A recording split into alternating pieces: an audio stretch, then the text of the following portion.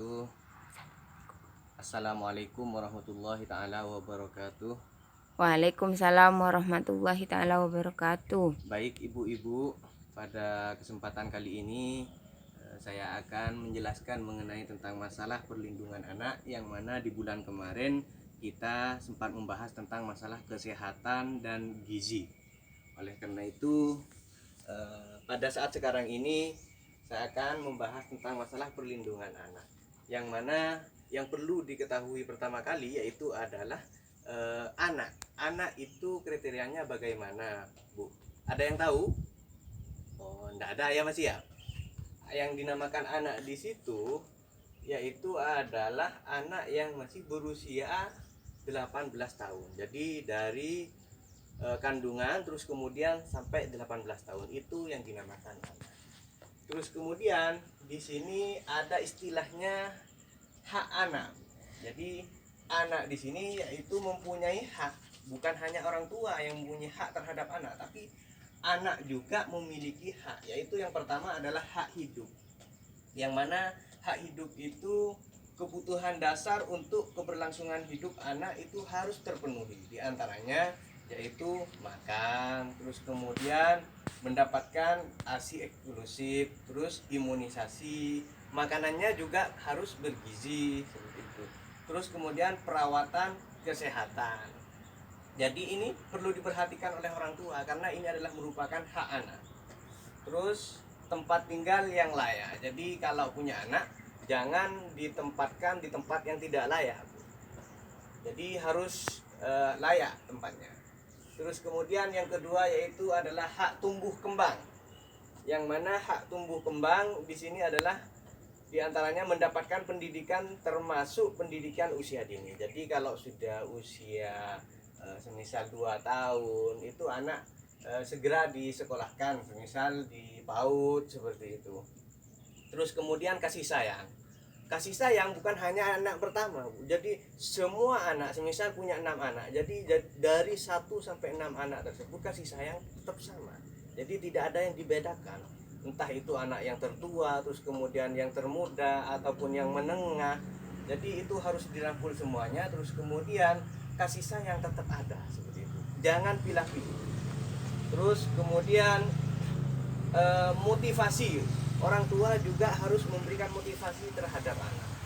Jadi meskipun anaknya semisal yang nomor 3 itu kecil, terus kemudian orang tua itu tidak mempunyai semangat untuk memberikan motivasi, jangan. Jadi meskipun kecil-kecil, semisal karena kalau kecil itu bekerja di bank tidak bisa, terus kemudian bekerja di perusahaan jadi satpam, semisal di mana di mall di Surabaya itu kan kriterianya harus panjang, jadi tidak bisa. Jadi jangan dikasih kendor, kasih semangat. Bisa juga nanti prestasinya semisal jadi guru, meskipun kecil kan tidak ada kriteria mengenai tentang masalah kepanjangan guru. Kepanjangan kepanjangan tubuh seperti itu, ketinggian, terus kemudian faktor tubuhnya bagus dan tidaknya tidak terpengaruh seperti itu. Terus kemudian rekreasi dimulai dari anak pertama terus kemudian sampai anak yang terakhir. Semisal yang pertama baru lahir nyampe 3 tahun, semisal dibawa rekreasi kemana, juga kedua, ketiga, keempat sama juga harus diperlakukan sama seperti itu. Jangan dipilah yang kedua, yang ketiga terus kemudian dibawa rekreasi semisal ke Malang, terus kemudian yang keempat, lima, enam terus kemudian ditinggal di rumah. Jangan, Bu, semuanya harus dibawa seperti itu biar sama-sama rekreasi bersama. Terus kemudian di sini adalah hak untuk dilindungi. Anak memiliki hak untuk dilindungi, Bu, ya. Jadi perlindungan itu sangat butuh terhadap anak. Karena kalau tidak dilindungi, khawatir terjadinya segala bentuk kekerasan. Contohnya anak kita semisal dipukul atau memukul orang. Jadi anak itu harus dilindungi. Kalau dipukul orang semisal dilindungi seperti itu. Dikasih nasihat orang yang memukulnya, terus kemudian anak itu dikasih tetap motivasi meskipun sering dipukul oleh temannya seperti itu. Tetap semangat untuk hidup dan berjuang untuk negara dan bangsa seperti itu. Terus kemudian perlindungan di sini tidak boleh diperlakukan kasar. Jadi anak tidak serta-merta orang tua itu diperlakukan kasar seperti itu. Tidak boleh, ada undang-undangnya. Ini kena undang-undang nanti kalau orang tua itu melakukan kekasaran terhadap anak. Terus kemudian ini ada berpartisipasi. Jadi anak untuk terlibat dalam hal-hal yang mempengaruhi hidup mereka sesuai dengan usia dan tingkat perkembangan. Contohnya yang masih SD, semisal main layang-layangan itu enggak apa-apa. Orang tua itu memperbolehkan asalkan tetap dipantau. Jadi jangan dibiarkan. Terus ini di bawahnya ada perlakuan salah terhadap anak. Perlakuan seperti apa yang salah? Di antaranya adalah kekerasan. Kekerasan, terus kemudian eksploitasi, terus yang ketiga penelantaran dan pembahayaan. Di penelantaran di sini, terus kemudian pembahayaan, anak semisal disuruh ngamen di pinggir jalan, disuruh jual koran oleh orang tua, dimanfaatkan, itu tidak diperbolehkan. Terus kemudian pelaku kekerasan terhadap anak, siapakah yang mempunyai perilaku keras terhadap anak? Di sini adalah perannya diantaranya adalah orang tua, jelas, karena orang tua adalah pemangku kebijakan terhadap anak. Jadi tidak boleh orang tua itu melakukan kekerasan. Terus yang kedua, orang yang dikenal dekat dengan anak, contohnya guru, dokter, terus kemudian lingkungan. Jadi dia itu bisa menjadi pelaku kekerasan. Terus orang asing yang berniat jahat, bisa jadi anak kita itu jalan-jalan terus kemudian ke pantai, ada orang asing bisa berbuat jahat kepada anak. Ada orang di luar wilayah, kan ada istilahnya penggal leher sebagai tumbal seperti itu. Anak kita ketika main sendirian itu jangan diperbolehkan, karena apa? Ya khawatir seperti itu, ada pemenggal leher untuk tumbal seperti itu. Jadi tetap dalam pengawasan. Bisa jadi orang jahat, orang yang berniat jahat itu mendekati anak kita tanpa sepengetahuan kita.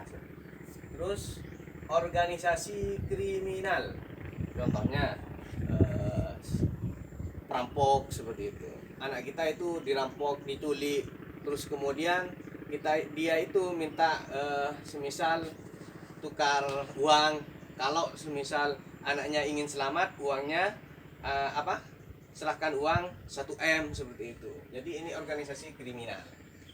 Terus di sini jenis kekerasan diantaranya adalah ada 4 jenis kekerasan. Yang pertama fisik, terus psikis, seksual, penelantaran.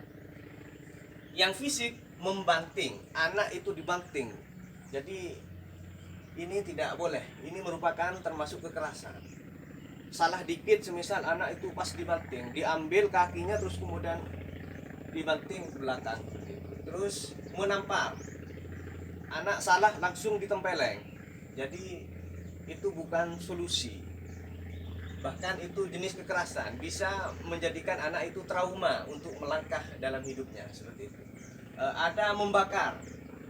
Sekarang itu banyak anak itu kadang kalau orang tua itu dibakar. Ini sangat kriminal. Terus menyiram air panas. Ada juga mencubit, sering ini. Kadang kalau ibu-ibu, biasa kalau bapak-bapak ini yang nempeleng, menampar. Kalau ibu-ibu ini biasanya mencubit kepada anak. Terus mengguncang tubuh anak. Ini tidak boleh. Yang psikis diantaranya adalah sering mengkritik, anak diremehkan, terus kemudian membentak. Yang ketiga seksual, alat kelamin diraba-raba, diperkosa, terus kemudian dijual pada mucikari. Ini sangatlah tidak baik bagi kekerasan terhadap anak. Yang keempat yaitu adalah penelantaran, tidak mendukung pendidikan anak. Jadi kalau di wilayah Serenggi ini ada anak yang tidak memilih terhadap sekolah, melainkan dia itu cari kerja menjadi tukang tapunah cleaningan. Dia itu memilih untuk tidak sekolah karena melihat uangnya, pembayarannya. Terus kemudian tidak memberikan makanan yang sehat, tidak diberikan tempat tinggal yang layak, ditinggal sendiri. akibat kekerasan terhadap anak diantaranya adalah kematian. Jelas Bu, kalau dibanting bisa jadi mati. Terus kemudian patah tulang, kerusakan otak, luka. Kalau dicewer itu biasanya nanti sakit, merasakan sakit, cemas, malu, tertekan, menyalahkan diri sendiri, hilangnya rasa percaya pada diri sendiri. Ini yang paling terpenting, hilangnya rasa percaya diri pada diri sendiri. Terus kemudian bisa jadi anak kalau sudah dikit salah, terus kemudian nanti bisa jadi anak itu bunuh diri.